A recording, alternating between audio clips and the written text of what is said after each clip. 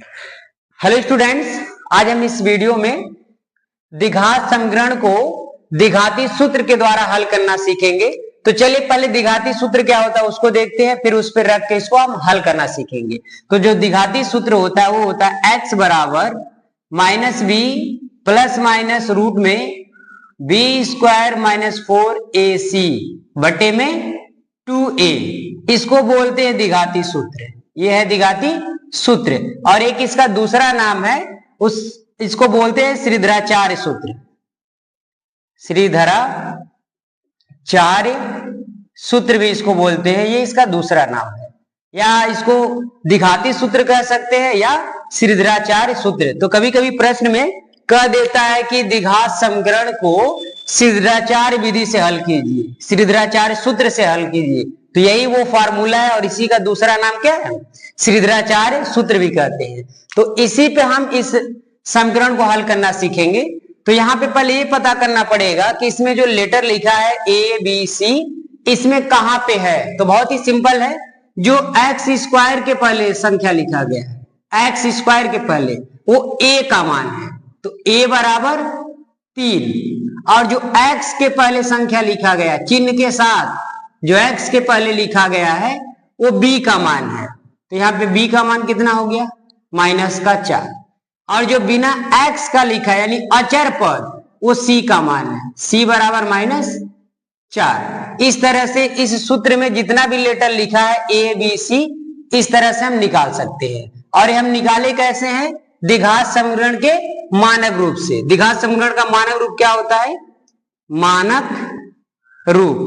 मानक रूप होता है a x square plus b x plus c बराबर 0।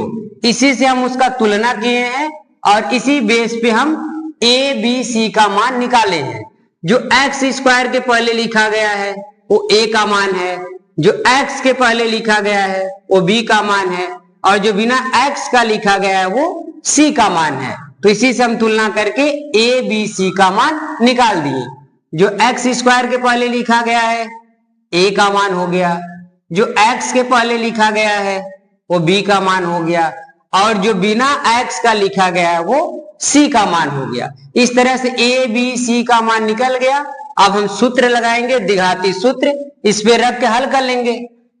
एक्स बराबर minus b plus minus root में बी स्क्वायर माइनस 4ac बटे में 2a।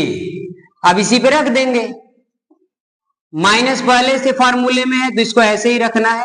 माइनस बी के जगह क्या रखेंगे, तो बी का मान है -4, तो बी जहां लिखा है उसके जगह रख देंगे -4, ब्रैकेट में कर लेंगे -4।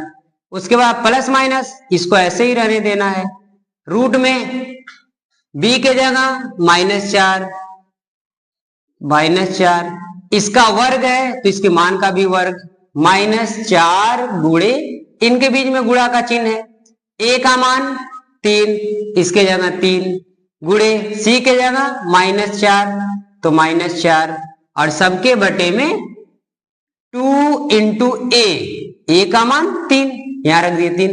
अब इसको हल कर लेंगे, हमारा x का वैल्यू निकल जाएगा जिसको मूल बोलते हैं। माइनस और माइनस का गुणा करेंगे प्लस हो जाएगा 4, प्लस माइनस करड़ी में 4 का वर्ग करेंगे तो 4 का वर्ग करेंगे, 4 का वर्ग होता है 16, और इनका आपस में गुणा कर लेंगे। ये जो लिखा है -4 3 -4, इनका आपस में हम गुणा कर लेंगे चिन्ह के साथ। तो माइनस और माइनस प्लस हो गया, 4 तिया 12, 12 चौक 48, तो यहां हो गया प्लस का 48, और नीचे इन दोनों का आपस में गुणा कर लेंगे 6। अब यहां जो करड़ी में आया है, रूट में है, इसको हम जोड़ेंगे। तो 4 प्लस माइनस करड़ी में 16 और 48, ये हो गया 64, ब्रैकेट में आ गया 64, और नीचे कितना है 6। अब देखेंगे जो रूट में आया है किसका स्क्वायर रूट है, किसका वर्गमूल है। तो हमें पता है कि जो 64 है, 64 है, वो 8 का स्क्वायर रूट है। तो जिसका स्क्वायर रूट रहेगा वो बाहर निकल जाएगा, तो यहां आ जाएगा 8, और नीचे कितना है 6। अब यहाँ पे दो चिन्ह आ गया, एक प्लस का एक माइनस का। तो एक बार इन दोनों को प्लस में लिखेंगे, एक बार इसको माइनस चिन्ह के साथ लिखेंगे। कुछ इस तरह से लिखा है 4 प्लस माइनस 8 और बटे में 6। तो एक बार प्लस चिन्ह लेंगे, यानी प्लस चिन्ह के साथ लिखेंगे, लिखेंगे 4 प्लस 8 और बटे में 6। एक बार माइनस चिन्ह के साथ लिखेंगे 4 माइनस 8 और बटे में 6। यहां दोनों प्लस में तो जुड़ जाएगा, 8 4 12 और नीचे है 6। यहाँ पे दोनों का चिन्ह विपरीत है, घट जाएगा तो बचेगा माइनस का 4 और नीचे 6। अब यहाँ पे ऊपर वाली संख्या को नीचे वाली संख्या से भाग देते हैं, तो 6 के पहाड़ा में 12 आ जाएगा 2 बार में।